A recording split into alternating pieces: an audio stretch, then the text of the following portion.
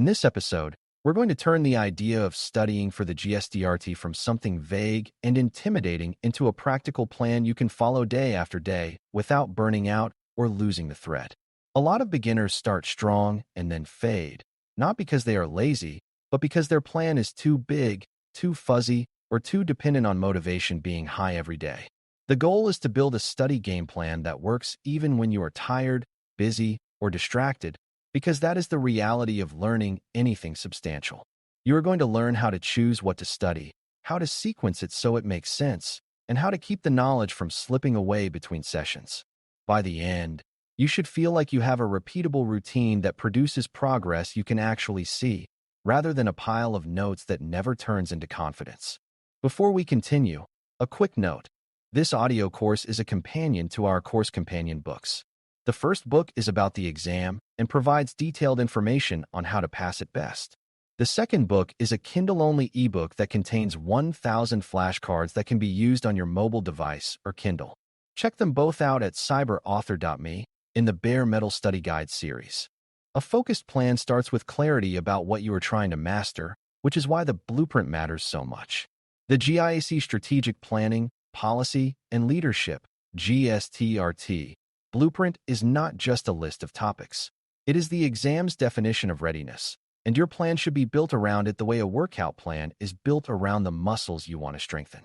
Begin by translating the blueprint into a set of learning targets that you can explain in plain language, because if you cannot explain an objective simply, you probably cannot answer questions about it reliably. For each domain, you want to identify the concepts, the decision skills, and the vocabulary that appears repeatedly. This is not about creating a complicated system. It is about making sure your effort is pointed at what will be tested. When your plan is aligned to the blueprint, you stop wasting time on interesting but irrelevant details, and you start building the kind of understanding the exam is actually designed to measure. Once you know what you are aiming at, the next step is building a sequence that matches how beginner brains learn best. Beginners often try to study in the order content appears, but a better approach is to build from stable foundations toward more complex judgment calls. That means starting with core definitions, basic relationships between key concepts, and the purpose of strategic security work inside an organization. If you do not have those anchors, later topics like stakeholder alignment and risk prioritization feel like floating ideas with nothing to attach to. A strong sequence starts with what security strategy is, how policy fits into strategy, and how business goals shape what security should do. Then you layer in how organizations decide, who is involved, what threats look like at a high level, and how risk becomes a conversation about impact and trade-offs. This approach helps knowledge stick because each new piece has a place to land in your mental model. A plan that sticks also needs realistic time boundaries, because time is the constraint that makes or breaks adult learning. Instead of trying to study in marathon sessions, you want consistent, repeatable blocks that you can protect in your schedule. Many beginners assume they need huge chunks of time to make progress, but learning is more about frequency than heroism. A good baseline for a beginner is to aim for steady sessions that are long enough to focus but short enough to fit into daily life. The real win is not a single long session. It is a pattern of returning to the material often enough that your brain stops treating it as new each time. When you return frequently, you reduce relearning time and increase mastery time, which is what delivers results. Consistency also reduces stress because you stop feeling like you must cram to catch up. Now let's talk about what you actually do during a study session, because that is where most plans collapse. Many people equate studying with reading and highlighting, but that method creates the feeling of familiarity without creating recall. A plan that delivers must include active retrieval, meaning you practice pulling ideas out of your head without looking, because that is what the exam demands. One simple way to do this is to read a short section, close it, and then explain it out loud as if you were teaching a friend. If you cannot explain it clearly, that is not failure. It is a diagnostic signal telling you what needs reinforcement. Another method is to write a few short questions for yourself based on the objectives, then answer them later without notes. The key is that your sessions should produce evidence of learning, not just pages of notes.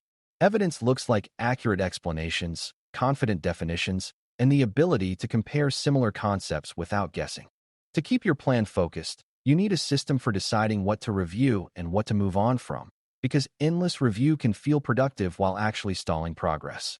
A beginner-friendly approach is to treat topics as either secure, shaky, or unknown. Secure means you can define the concept, explain why it matters, and apply it in a simple scenario without assistance. Shaky means you recognize it and can talk about it, but you stumble on details, confuse it with similar ideas, or cannot apply it consistently. Unknown means you cannot reliably explain it yet. Your plan should spend most time on shaky topics, because that is where the biggest gains live. Unknown topics need first exposure, but once you have basic awareness, they quickly become shaky, and then you refine them into secure. This prevents you from overstudying what you already know while ignoring what will cost you points. Because GSTRT is strategic, you also need to practice the kind of reasoning the exam prefers, not just the vocabulary. Strategic questions often ask what is best, most appropriate, most defensible, or most aligned, and those words push you into judgment. To study for that, you need to practice making small decisions and justifying them in plain language. For example, if you learn about risk prioritization, do not stop at the definition. Practice explaining why one risk might be treated first based on business impact, likelihood, and constraints.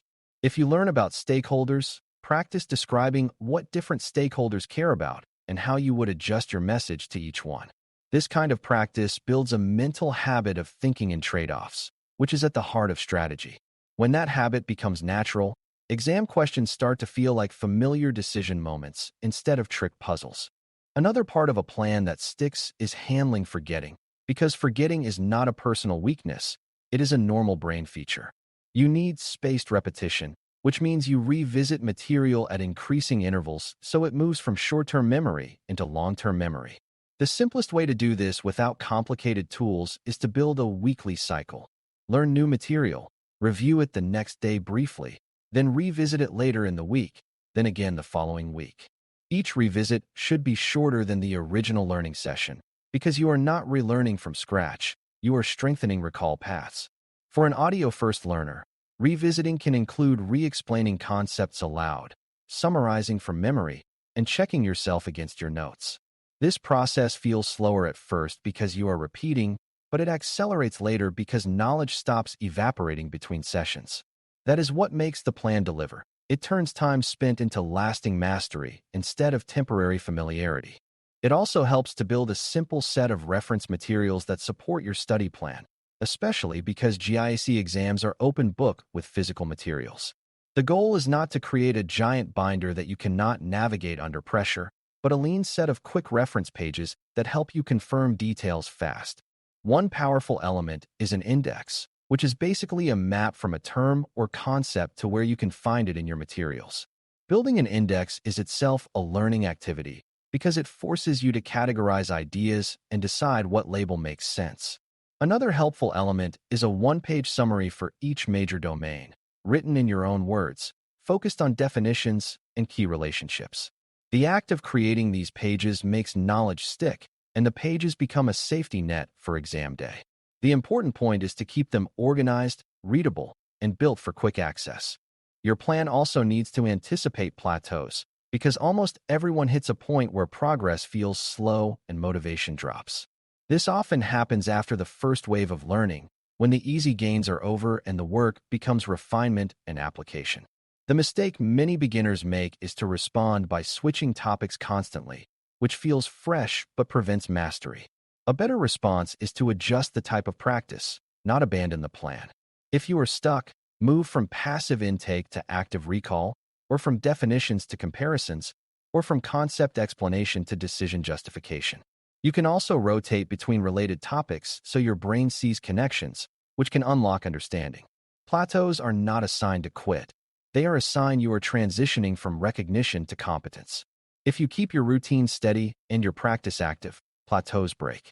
Because your schedule will not always be perfect, a plan that actually sticks must include a minimum effective session, which is what you do on a bad day, so you do not break the habit.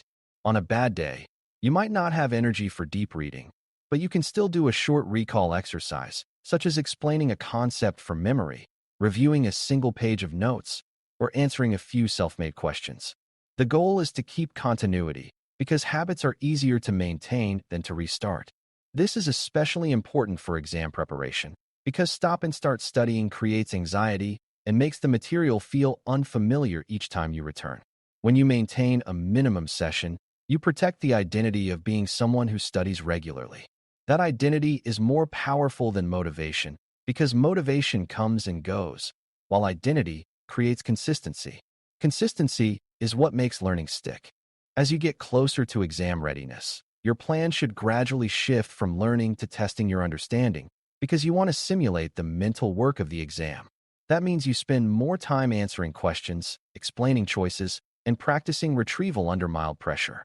For an exam with a no-review rule after submission, you want to practice making a decision and moving on, rather than endlessly revisiting choices. You also want to practice recognizing question intent, such as whether a question is asking about stakeholder priorities, governance structure, business alignment, or threat and risk reasoning. The point is not to become a machine that memorizes answers, but to become comfortable with the exam's patterns of thinking. When you practice decision-making repeatedly, you reduce hesitation and increase accuracy. That is how you convert study time into points. A focused game plan also includes reflection, because you need feedback to keep improving. After each session, take a moment to identify what improved, what stayed confusing, and what needs revisiting soon. This does not have to be a complicated journal. It can be a simple note about which concepts felt secure and which ones felt shaky. Over time, those notes become your personal roadmap, showing you where to invest effort next. Reflection prevents you from studying based on mood, because you stop choosing topics that feel comfortable and start choosing topics that need work. It also gives you a sense of progress, because you can look back and see confusion turning into clarity. That sense of progress matters, because it keeps you engaged without relying on hype or fear. A plan that delivers is one that keeps you moving forward in small, measurable steps. To close, the main reason study plans fail is not lack of intelligence or lack of effort. It is lack of structure that fits real life and a lack of techniques that produce durable recall. Your plan should be blueprint-aligned, foundation first, consistent in time, and centered on active retrieval rather than passive reading. It should use a simple method for identifying what is secure, shaky, and unknown, and it should build spaced repetition so you stop forgetting what you learned last week. It should also include a minimum effective session so you maintain continuity even on difficult days, and it should gradually shift toward decision-making practice that matches the strategic nature of GSTRT. When you build a game plan like that, studying stops feeling like a fog and starts feeling like a process that reliably produces confidence. That is what it means for a plan to stick and deliver. It turns your time into lasting readiness, and it sets you up to earn points through calm, clear thinking on exam day. Thanks for listening. For more audio courses, daily newsletters, and more, please visit BareMetalCyber.com.